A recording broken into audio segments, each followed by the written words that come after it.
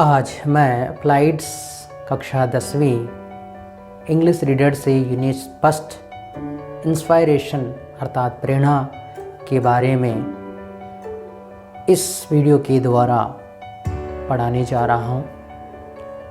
Unit first इसके शीर्षक है पैट्रियोटिज्म।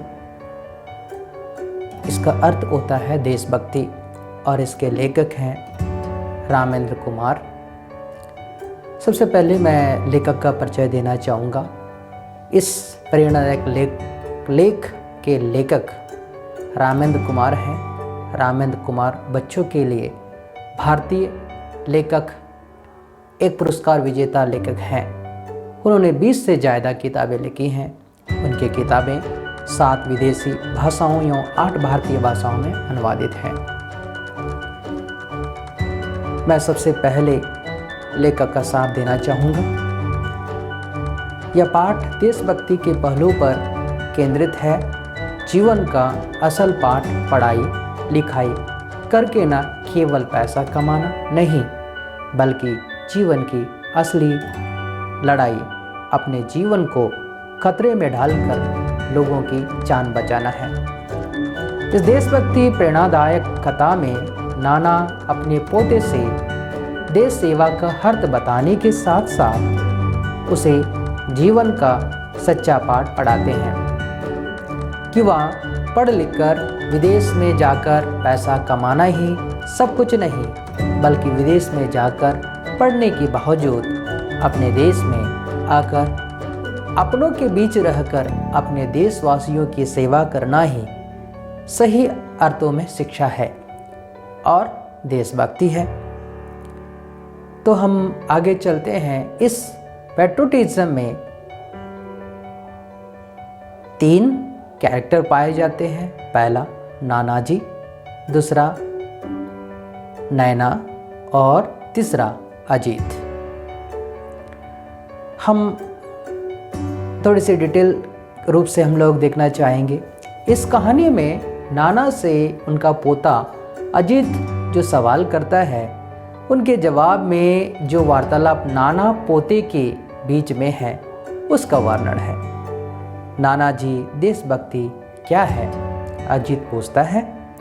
तब उसकी बहन नैना उसे समझाती है, इसका मतलब गांधी जी और नेहरू जी की तरह जेल जाना या भगत सिंह की तरह शहीद होना ही देशभक्ति है। नाना जी ने कहा, हाँ नैना, तुम सही हो, पर यह देशभक्ति इन सब से भी बहुत अधिक है। देशभक्ति दिखाने के लिए किसी को जेल जाना या शहीद होने की जरूरत नहीं है। अपने देश के प्रति प्यार दिखाने के लिए और भी छोटे से छोटे तरीका है। कैसे? अपनी संस्कृति से, अपनी भाषा से और अपने लोगों से प्रेम दिखाना भी एक देशभक्ति है। तुम्हें याद होगा अजीत, 26 जनवरी को गणतंत्र दिवस की परेड के बाद एक धुन बजती थी। हाँ नाना जी, जब आप धुन बजती शुरू होती थी आप सावधान खड़े रहते थे और लगातार अंत तक, धुन के अंत तक खड़े रहते थे। तुम जानते हो वह कौन सी धुन थी? नैना कहती है, मैं जानती हूँ नाना जी, यह हमारे राष्ट्रीय गान था, जन गण मन अधिनायक जय है। बहुत अच्छे, पर क्या तुम जानते हो मैं क्यों सावधान की मुद्रा में खड़ा रहता था? नहीं नाना जी, क्यों? अपनी राष्ट्रगान को सम्मान देने के लिए, और बदकिस्मती से मैं अकेला ही यह करता था। तुम्हारे पिता लगातार पेपर पढ़ने में और तुम्हारी माँ फोन पर अपनी वार्तालाप जारी रखती थी। पहले सिनेमा हॉल में फिल्म खत्म होने के बाद राष्ट्रीय गान बजाया जाता था, परंतु यह देखा जाता था कि लोग हंसते हुए, चिल्लाते हुए, कोलाहल करते हुए बीच में से चले जाते थे। इसीलिए सरकार ने राष्ट्रीय गान का बजाना बंद करने का निर्णय लिया है। इस उदाहरण को देने के पीछे मेरा कारण तुम्हें समझाना है कि एक व्यक्ति को देशभक्ति अभिव्यक्त करने के लिए साधारणतया रोजमर्रा में होने वाले छोटे छोटे चीज़ों जैसे अपनी भाषा के प्रति उसका सम्मान, राष्ट्रीय गान और झंडा और अपने हम वतन को प्यार और सम्मान देना भी है। नाना जी, अभी मुझे समझ में नहीं आया। मैं सोचता था देशभक्ति अपने प्रेरणा देना बलिदान से ही होता है। हाँ बेटा, तुम सही हो। ये बड़ी चीज़ें बलिदानों के बारे में हैं, पर छोटे काम बलिदान से भी होता है। याद रखना, देशभक्ति केवल युद्ध भूमि में ही नहीं मिलती, बल्कि असल जीवन में युद्ध भूमि में भी तुम्हें बहुत से शहीद मिलेंगे। ठीक है, अब मैं तुम्हें एक सच्ची कहानी सुनाऊंगा, तो तुम्हें सारी बातें अच्छे से समझने में सहायता करेगी। अजीत चिल्लाकर कहता है, हाँ नाना जी, मुझे ड्रैगन और डायनासोर की कहानियाँ सुनाइए। नहीं अजीत, मैं तुम्हें असली लोगों की और उनके असली संघर्ष की कहानी सुनाऊंगा, लेकिन आज नहीं। इस रविवार को मैं तुम दोनों को एक छोटे से गांव में, जो कि यहाँ से 100 किमी दूर है, वहाँ पिकनिक पर ले जाऊंगा। हम दिन भर वहाँ बिताएंगे और रात को लौट आएंगे।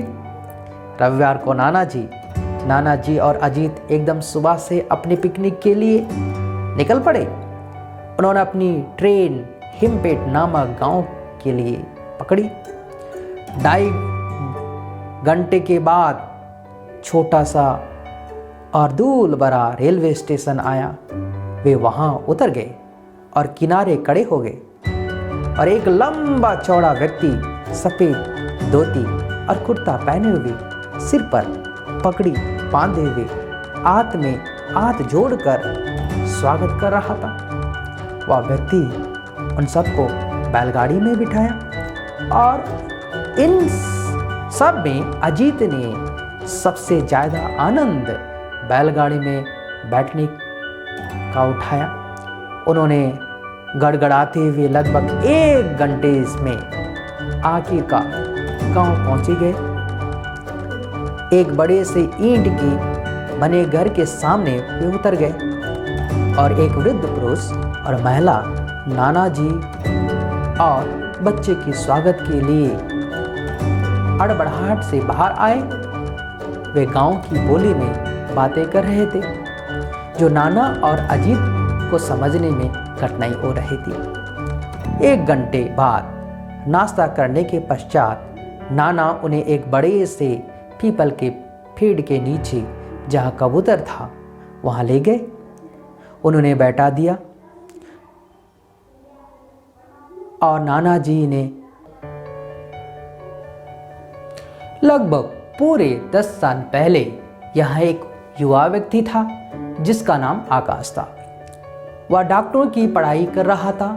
अपने MBBS की पढ़ाई पूरी करने के बाद और मेहनत करके अमेरिका से छात्रवृत्ति अर्जित की। उसने स्नातकोत्तर की उपाधि प्राप्त किया और वापस आने का फैसला किया।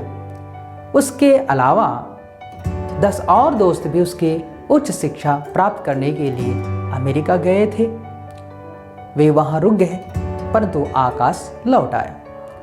आकाश के पिता आकाश की इस निर्णय से खुश नहीं थे। उन्हें बहुत गर्व था कि उनके बेटे विदेशी शिक्षा की उपाधि पाई थी। वे चाहते थे कि उनका बेटा अमेरिका में रहे, वहाँ बहुत पैसा कमाए और बाद में अपने माता पिता और बहन को अमेरिका में ही बसने के लिए बुला ले। परंतु आकाश जिद्दी था।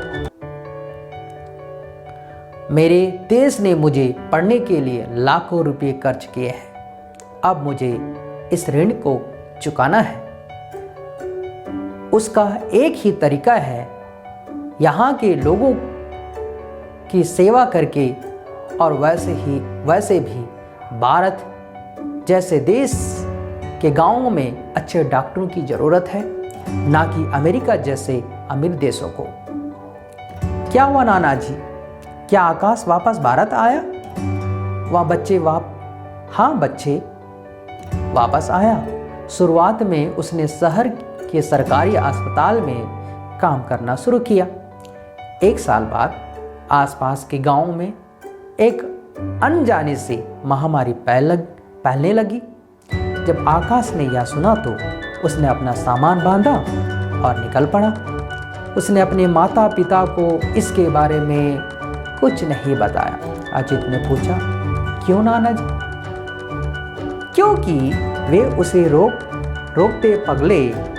विज्ञान में नहीं, मैंने पढ़ा था कि जो डॉक्टर महामारी का इलाज करते हैं वह भी इसके शिकार हो जाते हैं, नैना ने कहा।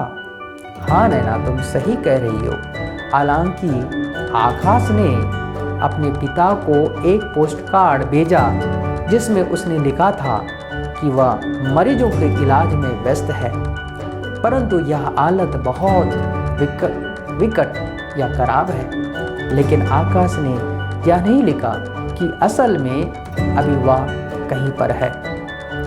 उसे डर था कि उसके पिताजी वहां पहुंचकर उसे वापस ले जाएंगे।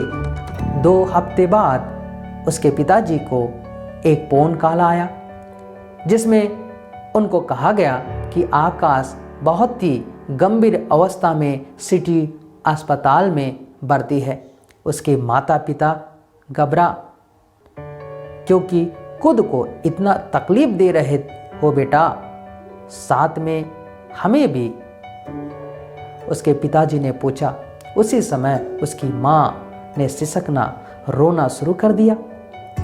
मैं यह मदद नहीं कर सकता पिताजी, मैं लोगों की तकलीफ सहन करते हुए नहीं देख सकता।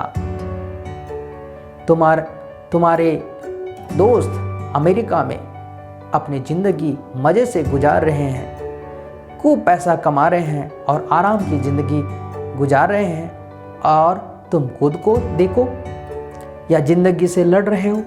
मुझे समझ में नहीं आ रहा है कि ऐसा करके तुम्हें क्या मिल रहा है। अपने बारे में ना सही, कम से कम अपनी माँ के बारे में समझो। एक बार उसकी हालत देखो, वह तुम्हें इस तरह देखकर दुख से आधी पागल हो चुकी है। पिताजी, मुझे नहीं लगता कि मैं आपको कभी अपने इस काम के बारे में समझा पाऊंगा। मैं इन सब में बस इतना ही कह सकता हूँ कि मैं बहुत सारी जिंदगी बचाकर संतुष्टि प्राप्ति की है। मुझे माफ़ कर दीजिए अगर मैंने आप लोगों को दिल दुखाया, किंतु मुझे समझने की कोशिश कीजिए कि मैं इतने सारे लोगों को अपनी आंखों के सामने मरता हुआ देख और कुछ न करूं। मैंने बार जिंदगी की लड़ाई लड़ने के बाद आकाश अपनी माँ के बाहों में चल बसा। पूरा गांव उसकी दाह संस्कार में मौजूद था। ऐसी एक भी आंखें नहीं थी जो नम नहीं थी। गांव वालों ने आकाश को श्रद्धांजलि देने का फैसला किया। वे चंदा इकट्ठा करके गांव में एक छोटा सा अस्पताल बनवाना चाहते थे। उन्होंने गांव के विधायकों को भी शामिल किया। उन्होंने चंदा जमा करके अपने गांव की सहायता से, गांव वालों की सहायता से अस्पताल डॉक्टर आकाश के नाम पर रख गया। गांव वाले भी जिद्दी थे। उन्होंने पैसा इकट्ठा किए। अस्पताल का भवन तैयार हो गया और उसके उद्घाटन के लिए आकाश के माता पिता को बुलवाया गया। आकाश के पिता ने अस्पताल का उद्घाटन किया। आओ, मैं तुम्हें कुछ दिखाना चाहता हूँ, नाना जी ने कहा, और वे उनके हाथ पकड़कर एक भवन के सामने ले गए जो पीपल के पेड़ से 100 मीटर दूरी पर पीछे था।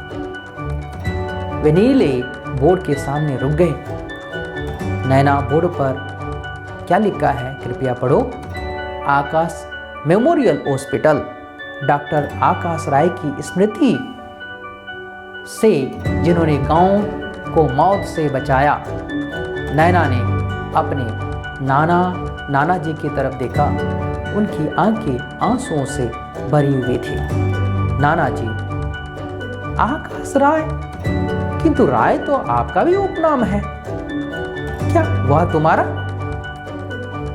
हाँ मेरे बच्चे, वह मेरा बेटा था। तुम्हारी माँ का बड़ा भाई था। मैं दर्शन शास्त्र का अध्यापक था।